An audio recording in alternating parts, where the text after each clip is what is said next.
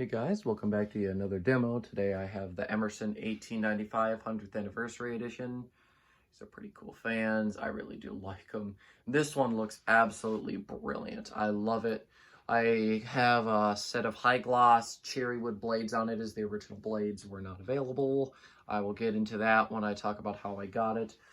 These fans are the last form of the 1895, then they turned it in to the Legend 2. Well, they had the Legend, which is a continuation of the 1895. Then they brought this back for the 100th anniversary. And then right after 1995, they made these from 93 to 95. And then they moved to the Legend 2, which lasted till maybe 2000, 2001, somewhere around there.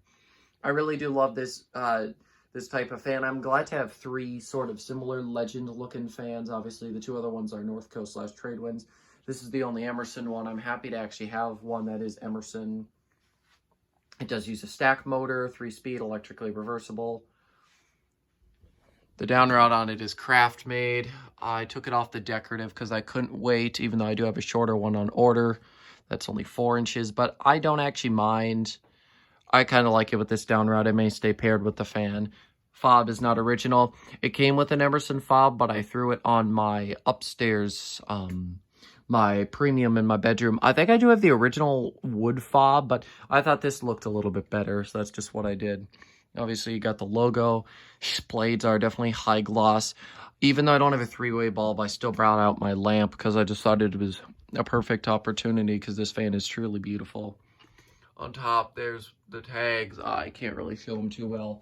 If you want a date, I could tell you it is from 1995. So let me just go ahead, position that back. Yeah, this fan is absolutely beautiful. I really do love it. So I'm going to go ahead and start it out on low. Unlike some of my other Emersons, this one has absolutely zero motor noise on it. There's a bit of bearing noise, I think, but yeah, whatever.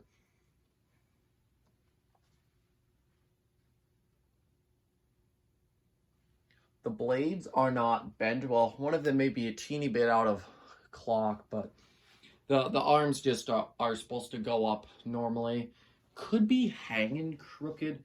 I don't know. The down rod is held in place. It could be a little crooked.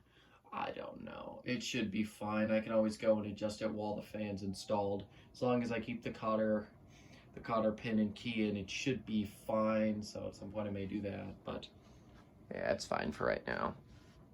This fan is absolutely great. I really do like it with this down rod. I love this pairing. Could have made it look even better if I had the light kit running and functional, but it's a little bit weird. I got to work on it. It may be broken. I may just have to throw it out. I do not know. The glass is really gorgeous, though. If you see the video where I introduced this fan, you will have seen it. All right, I'm going to go ahead now, turn it up to medium. There's a wobble on medium and high, but yeah, whatever. I don't ever run it on low right now anyways. So where I got this fan was on Craigslist for a month or two, and it was 50 bucks, and I was like, Jesus, I can't spend this much money. I think I just brought home my original, and I just knew I couldn't bring home anything else. But then eventually, after a while, I was like, okay, I want a new fan, and I picked this one out, and that was all fine and good.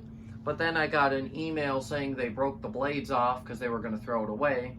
And they said I could have it for free and just buy a new set of blades.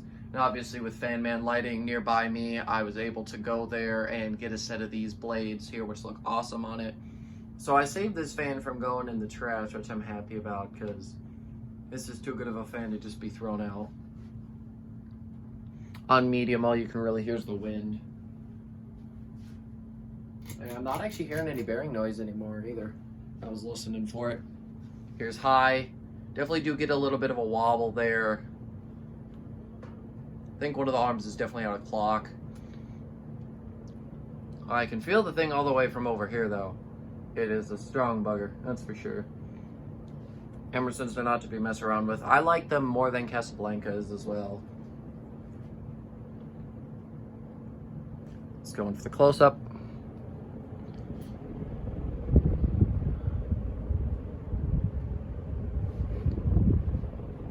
I bet the camera picked up a lot of wind noise off of this one, that's for sure. I can't tell, obviously, but I can tell you, there's a lot of wind noise in real life. I truly do love this fan. It is easily one of my favorites. Could be the permanent one I leave up here, because that down rod really does fit very good in the space.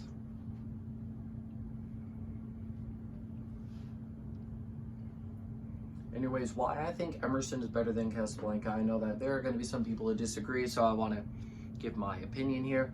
So basically, Casablanca's electronic system, some of them weren't too good.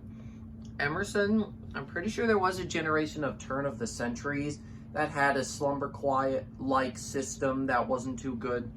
But when it came to the air design control, this sucker was remote, it had a screen, it was like the Comfort Touch. It wasn't as bulky as the Comfort Touch. And from what I can tell, according to another collector, and I think I've talked to the people at Fan Man before, I don't think have seen too many air design fans coming in for repair. You can definitely fix them if they're air design, I think, and convert them and make them work. But in terms of all this, I have definitely seen a whole lot more failures with IntelliTouch. But of course, here's the deal. I could be totally wrong because air design is a lot rarer than IntelliTouch. There are tons of IntelliTouch fans. Casablanca produced millions of units in their time, so it's sort of an unfair comparison, but the canopy mount is easier. Mounting brackets are better than dumb hang trues, and they aren't recalled. And yeah, they do have the Emerson K55 always, because they are indeed Emerson, no Astrosins or Samsungs or anything like that, just Emerson. And just overall, I really do like it. Emerson had some more variety than Casablanca too. I mean, Casablanca sort of kept the same structure with some of their fans. Emerson, I mean, they did that, but they did a lot of unique models that were different, and that's another thing I like about Emerson. They had a lot of really cool finishes too in their later years. Overall, Emerson is just a really good and cool brand, and it's unfortunate to see the way that they've gone with getting purchased. I still don't know why they did that, but I'm sure they had their reasons. However, so far, according to some people I've talked to, they haven't seen any dips in quality yet from Kathy Ireland Worldwide, which is a good thing. I hope we can continue to see the quality maintained, because if that's the case, then I'll be a little bit happier. I mean, granted, I'm losing the Emerson name either way, and that really annoys me, but if we can keep the quality good, then I can keep recommending these fans, because Emersons have always been one I've recommended. They've easily become one of the most installed brands in my house, with the crown in the dining room. Granted, that came with the house, but then with the premium in my bedroom, the Pembroke, and the Master, and then the little Northwind off to the side there, Emerson is slowly dominating the house, taking over Casablanca. Casablanca used to be the most, but then I took out my bedroom fan.